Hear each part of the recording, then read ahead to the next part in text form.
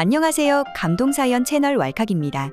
꾸준히 한국과 각별한 인연이 있는 외국인분들의 이야기를 생생하게 전달하는 데 힘쓰도록 하겠습니다. 이제 오늘의 사연자분 모셔볼게요. 사연자님 안녕하세요. 안녕하세요. 저는 멕시코 출신 부모님을 둔 K-팝 매니아이자 한국을 너무나 사랑하는 소피아라고 해요. 5년 전 가족여행으로 간 한국에서 경험한 미국인 입장에서 충격적이었던 사건에 대해 전해드리고 싶습니다. 저희 부모님은 더욱 충격을 받으셨던 것 같아요. 무슨 일이 벌어졌는지 얼른 알려드리고 싶네요. 알겠습니다. 이제 소피아님의 사연 본격적으로 함께 알아보시죠. 저는 캘리포니아주 에서튼에서 태어나고 자랐습니다. 이곳은 미국에서도 손에 꼽히는 부자 동네인데요. 지금 여기서 가장 인기 있는 음악 장르가 뭔지 아시나요? 바로 K-팝입니다. K-팝을 모르는 사람이 없죠. K-팝뿐만이 아니라 한국과 관련된 모든 것들에 대해 관심이 많은 상태입니다. 저희 아버지와 어머니는 꽤 안목이 좋으셔서 2015년경에 이미 한국 문화산업에 관한 주식을 구매하셨어요. 그 이후에 봉준호 감독의 영화 기생충과 넷플릭스 드라마 오징어 게임이 나오면서 아주 대박이 터졌죠. 저도 마찬가지로 아버지와 어머니를 따라 제 용돈으로 한국 문화산업에 관한 주식을 샀었습니다. 그때부터 저에게 이상한 기분이 들더라고요. 원래 주식을 구매하기 전으로 그 주식에 관한 관심은 커집니다. 그런데 이번 주식은 저에게 남다른 의미로 다가왔죠. 친구들이 이야기하는 게 대부분 한국과 관련된 이야기인데다가 저 자신도 점점 K-팝과 같은 한국 문화에 빠져들기 시작했습니다. 제 부모님은 주식을 팔아 큰 수익을 얻었음에도 저는 아직 그 주식을 팔지 않고 굳게 쥐고 있어요. 앞으로 한국 문화산업 주식의 가치는 점점 더 커질 거라고 생각하거든요. 아무튼 한국에 대한 제 관심이 점점 커지다 보니까 저희 부모님도 가족여행에 한국을 고려해보자고 제안하셨죠. 원래는 유럽 여행을 많이 갔었는데 부모님도 유럽의 분위기가 슬슬 지겹기도 했고 한국 특유의 미래적인 분위기, 바로 그것을 느껴보고 싶으셨다고 해요. 서울을 촬영한 여러 사진가들의 작품을 보면 정말 미래적인 분위기가 물씬 풍기거든요. 동시에 여전히 과거의 향취가 남아있는 풍경도 있어서 단 한 가지로 정해서 말할 수 없는 기묘한 느낌이 있단 말이죠. 아무튼 부모님과 제가 이번에 의견 일치가 되어서 결국 여름방학 여행지로 한국에 가기로 되었습니다.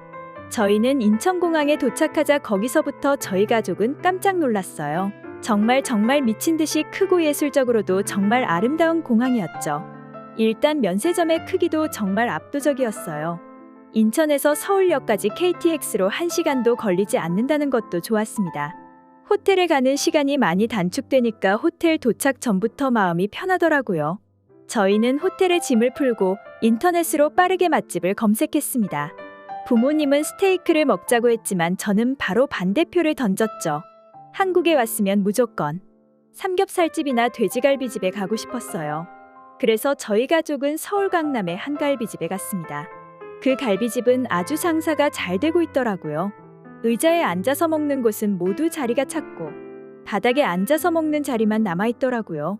미국 사람들은 거실 바닥에서 앉는 문화보다는 보통 식탁에서 먹는 게 거의 대다수입니다. 그래서 부모님은 저에게 조금만 기다렸다가 앉아서 먹자고 했죠. 저는 앞바다리도 한국 문화를 체험하는 차원에서 괜찮지 않냐고 했지만 일단 갈비집을 가자고 하는 걸 받아들여 주셨으니 조금만 참고 의자에서 앉아서 먹기로 했습니다. 그런데 기다리면서 놀랐던 게 하나 있었어요. 웨이터분들이 띵동하는 소리에 반응하면서 빠르게 달려가는 것이었죠. 띵동하는 소리를 어디서 내나 살펴봤더니 손님들이 앉아있는 테이블에 붙어있는 벨에서 나는 것이었습니다. 이런 호출벨은 미국 고속도로 휴게 모텔이나 클럽 같은 곳에서나 볼 수 있는 건데 한국은 이런 식당벨이 당연한 느낌이었어요. 갈비집 외에도 다른 식당에서도 이런 식당벨이 있어서 정말 신기했죠. 한국에서는 확실히 손님을 위하는 문화가 강하구나 싶었어요. 손님이 왕이고 식당은 신하라는 말이 딱 맞습니다. 저도 한국처럼 하는 것이 올바른 방향이라고 생각하는데요. 사실 미국의 식당 문화는 한국 분들이 보기에는 과하게 답답하다고 느끼실 겁니다. 간단하게 설명하자면 손님이 의리고 웨이터가 갑이라는 느낌이죠. 메뉴도 미처 다 보지 않았는데 마시고 싶은 걸 대답하라거나 물론 그럴 때는 시간을 달라고 하면 물러나죠. 더 큰 문제는 다른 거예요. 웨이터를 부를 때 미국은 눈을 마주치거나 손을 너무 높게 들거나 까딱거리지 말고 살짝 들어야 하죠. 거기다가 웨이터마다 자기가 관리하는 테이블이 따로 정해져 있는 경우가 많아서 주문에 꽤 시간이 걸려요. 정말 골치 아프죠. 한국 같았으면 주문을 원하는 분과 가까이 있는 어떤 분이든 간에 다가와서 주문을 받을 텐데 말입니다. 또 요즘 경제난을 겪고 있는 미국에서 논란이 되고 있는 게 팁을 과연 얼마나 줘야 하는가라는 겁니다. 예전에는 밥 먹은 것의 10% 정도 주는 정도였어요. 그런데 요즘에는 20%까지 올랐죠.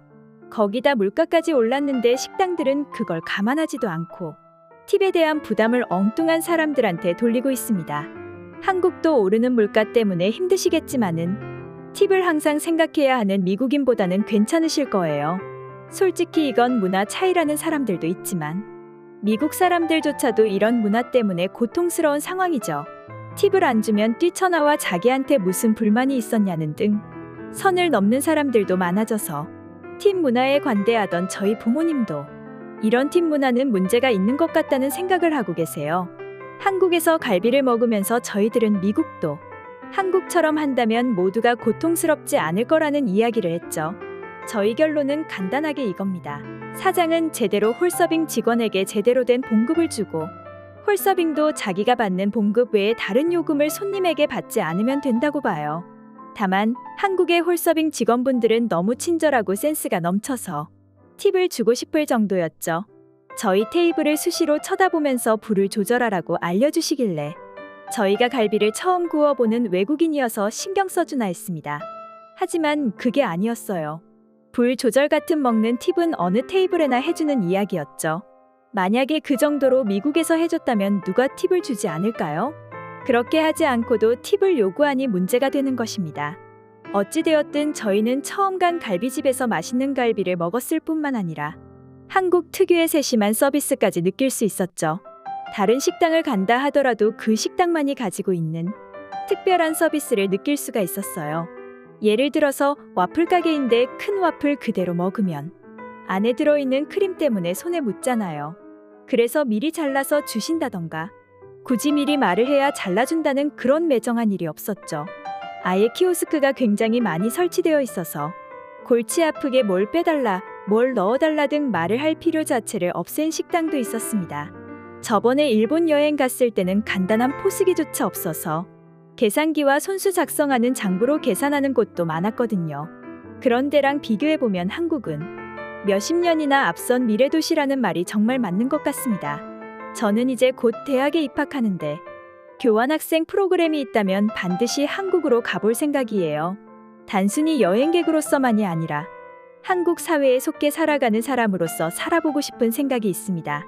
다만 이건 모두 제가 몇 년 전 한국 여행에서 받은 좋은 인상 때문이죠. 앞으로도 계속 한국이 좋은 기억으로 남아있으면 좋겠네요. 사연이라기보다는 한국과 미국의 식당 문화를 비교하는 정보 전달이 되어버렸네요. 그래도 재미있게 들어주셔서 감사합니다. 소피아님의 사연 어떠셨나요? 한국의 식당벨이 단순히 신기하다고 끝난 사연이 아니라 더 나아가 미국의 팁 문화의 심각한 문제에 대해 이야기한 좋은 사연이었죠. 미국의 팁 문화가 비록 역사와 전통이 있는 미국만의 특이한 문화라 보고 재미있게 바라볼 수 있겠지만 미국인들처럼 팁을 사실상 강요당하는 입장에 처한다면 이런 문화는 반드시 개선되어야 하는 게 정답일 것입니다. 지금까지 감동사연 채널 왈칵이었습니다. 감사합니다.